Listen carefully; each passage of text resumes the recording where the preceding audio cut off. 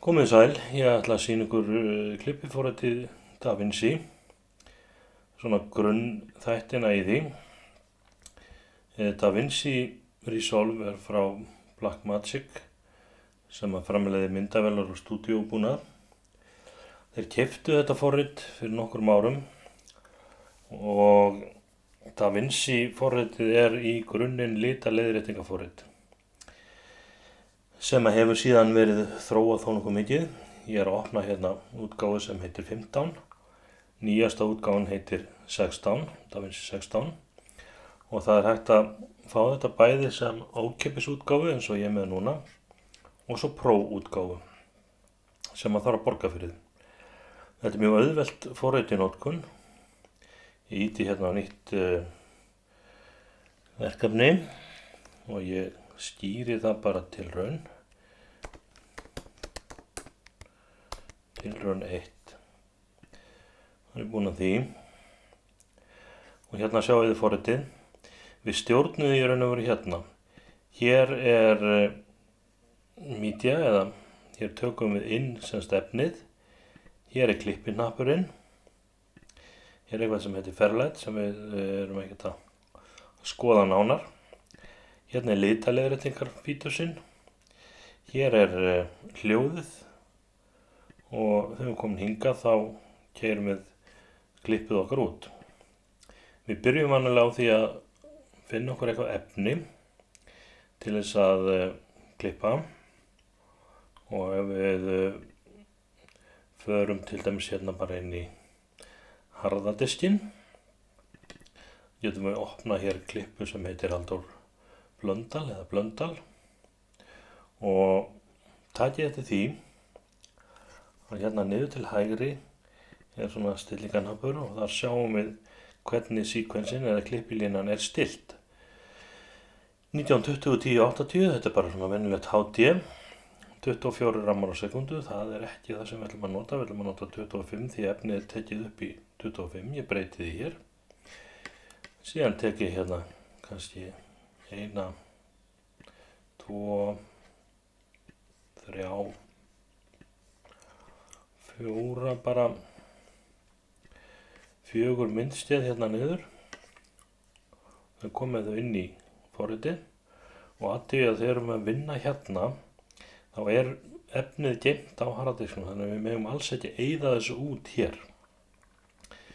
Hérna förum við inn í klippinguna og ef við tvíklikkum á þetta þá fáum við þetta hérna upp á skjáinn. Við gerum inpunkt með að ýta á I, þar sem við viljum fara inn. Og svo veljum við útpunkt með að ýta á O, það standur fyrir out. Og við höfum möguleika á að draga þetta niður á línuna, svona eins og ég gerir hérna. Hérna er að koma niður á línuna. Eða þá að nota þessa flýtinappa, hér er insert, þá kemur bara efni nákvæmlega það sem að playerinn er eða bendillinn fyrir spilarann og svo er líka hægt að fara hérna í override og þá situr þetta yfir. En ég ætla ekki að gera þetta tvisvar þannig ég ýta á slöf og seta sem að hætta við. Hérna getum við dregið klippilínuna sundur og saman. Þá förum við í næsta og veljum annan inpunkt og útpunkt. Og tökum svo næsta niður á línuna. Hérna er ég með bil á milli, það má helst ekki vera. Þetta þarf að fara alveg hérna að. Hér eru 2 hnappar sem að eiga að vera virkir, svona venjulega. Annar er svona hnappur sem gefur okkur merki þegar að klippurnar koma saman og þetta er það sem kallað selection tool eða tengir saman hljóð og mynd. Þið sjáu það núna. Nú er hljóð og mynd tengt saman og ef ég ýti hérna á stefuna þá sjáum við hvernig þetta gefur okkur merki þegar klippurnar koma alveg saman. Nú ég vel síðan bara 3. klippuna. Þannig að klappa kindinni og ég get spilað þetta eða bara dreyja það sem ég vil draga og gerir O fyrir out og dreg síðan niður á línuna. Nú hérna er ég komið með eitthvað klipp, eins og ég sagði áðan, hérna getum við dregið þetta sundur og saman til þess að minnka eða stækka. Á þessum hnapp hérna getum við stækkað eða minnkað vídeóið, hérna getur ég nú bara minnkað það er í botni fyrir og ég get minnkað og stækkað hljóðfælana. Í þessu tilfelli erum við hérna með of marga hljóðfæra. Við getum svo dregið myndina svona sundur og saman eins og við viljum, en þið sjáu það allt of margir hljóðfælar. Þá ýti ég á þennan hnapp hérna. Sjá. Veljum þetta, hérna. Ýtum á þetta. Þetta á að vera hægt svona. Ýtum á þetta til þess að tengja þetta ekki lengur saman. Það sjáu nú er hann ekki highlightaður. Og þá get ég tekið hérna þessar hljóðfæla sem ég er ekkert að nota og eittum. Þarna er þetta komið. Segjum sem svo að ég sé bara ánægður með þetta. Nema það að ég ætla að setja texta á þetta. Þá förum við hérna til vinstri þar sem pendillinn er. Þetta er Effects Library og það er ýmislegt þar sem ég getur skoðað betur, en ef við viljum að setja texta þá eru hérna nokkur dæmi texta.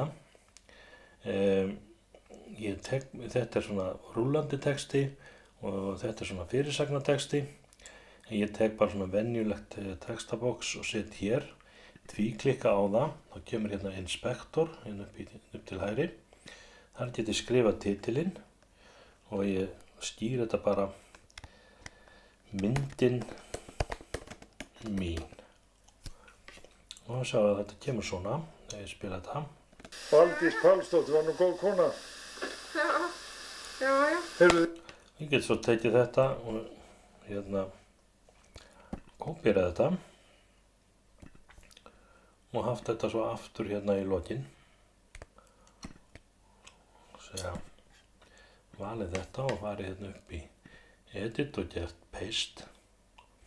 Og kemur þetta hérna og ef ég vil breyta textanum geti ég gert það líka eða bætt við það. Svona er þetta. Næsti hnappur sem við ætlum að skoða er litaleiðréttingar. Forritið hérna sjáum við myndina og hér höfum við ýmsa möguleika. Ég vel vanalega þessa hringi hérna. Þetta er til þess að minnka og auka birtu á svarta hlutanum.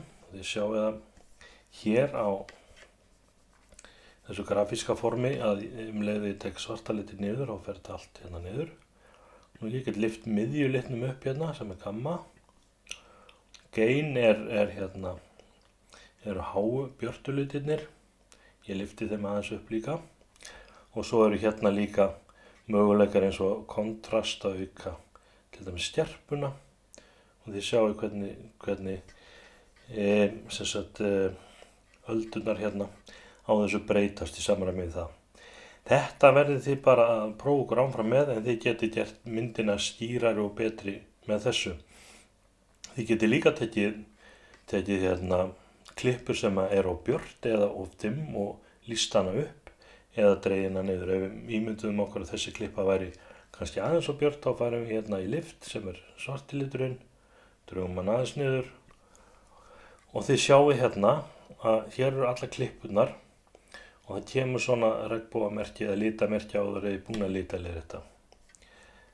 Þetta myndi ég kannski taka aðeins niður svarta litin og lyfta síðan hinum og þið sjáuð að þá er betri nýting á efninu hérna. Ok, við erum búin að litaleiðrétta alla klippunar og ég endurteki þetta er bara eitthvað sem þið verið að fikta með og prófa okkur áfram með. Ég ýti hérna á deliver eða að flytja þetta út. Hér eru fyrirfram gefnar stillingar. Þetta er custom, hér er ProRes, þetta er H264 sem er algengast í vídeo, hvað að segja. Þetta er algengast í kódekinn fyrir vídeo, mikið notaður, þjappar mikið. H265 er hérna arftaki hans, betri en þyngri í vinnslu. Ef þið viljið setja beint á YouTube, þá veljið bara YouTube stillinguna, hérna er Vimeo stillingin. Hér er Final Cut Pro sem er hérna klippiforrit frá hérna Apple. Hér er Avid sem er mjög þekkt klippiforrit í fréttum og fyrir sjónvarp. Pro Tools er hljóðforrit og ef við viljum bara exporta eða flytja út hljóðið þá veljum við audio only. En við skulum bara taka hérna YouTube, af því að þetta er eitthvað sem við getum viljað setja á YouTube. Og síðan stýrum við fælinn, stýrum að myndin, mín.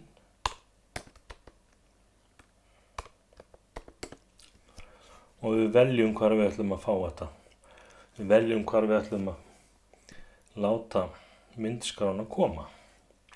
Og það er fínt, hún hérna fyrirfram valið Documents, við viljum bara hafa það þannig, láta það koma í Documents, gjörum Save,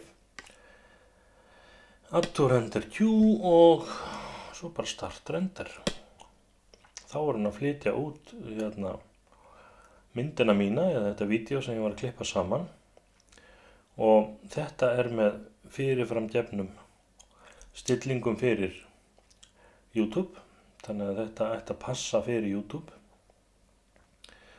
og við sjáum, þetta er stutt vídeo, þetta tekur ekkert mjög langan tíma. Því betri og öflugri tölvur sem við erum með, því fljótar gengur þetta fyrir sig. Og ég vek athygli á því að þetta er bara svona tilraun, þannig að það er ekkert samræmi í þessum klippum.